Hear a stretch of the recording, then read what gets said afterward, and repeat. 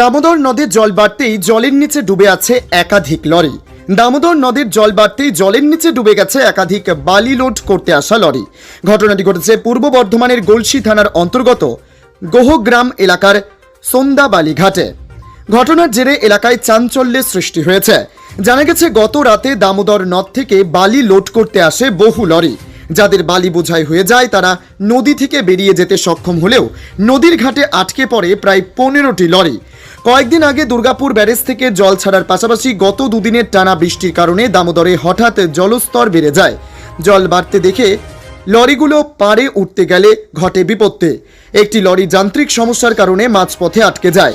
তার পেছনে থাকা আরও প্রায় 15টি লরিও সেখানে দাঁড়িয়ে পড়ে।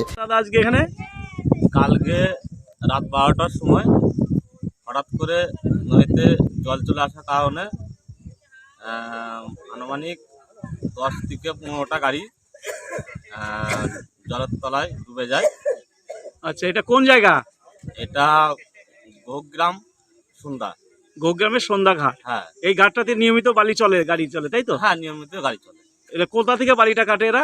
এরা সন্ধ্যা ঘাট থেকে বাড়িটা তোলা হয় দামোদর থেকে? দামোদর নদী। আচ্ছা আচ্ছা, এই দক্ষিণ বাসাপুর এলাকা, তাই তো? এটা হ্যাঁ, দক্ষিণ বাসাপুর এলাকা। আপনার নাম? রাজকুমার মন্ডল। কি ঘটনা ঘটেছে আজ এখানে?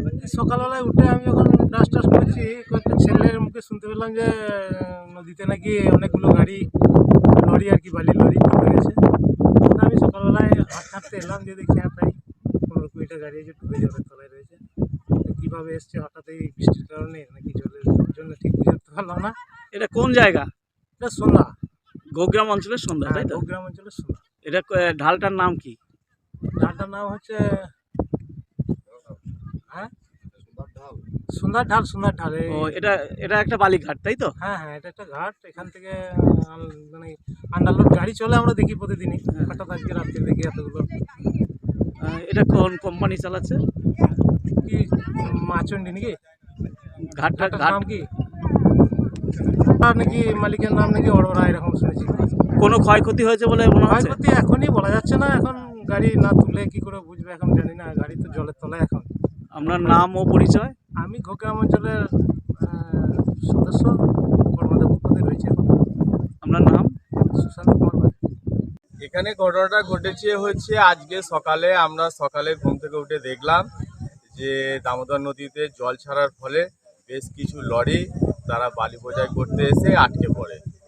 আনুমানিক প্রায় কতগুলো গাড়ি? আনুমানিক প্রায় 8-10টা গাড়ি, হ্যাঁ, জলের ছাঁচের ফলে ডুবে আছে। জল ছেড়েছে, সেখানে প্রায় অর্ধেক ডুবে আছে।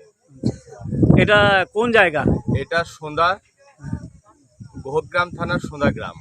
আচ্ছা আচ্ছা, হ্যাঁ, আচ্ছা, গোহগ্রাম পঞ্চায়েতে সন্ধ্যা গ্রামের মধ্যে।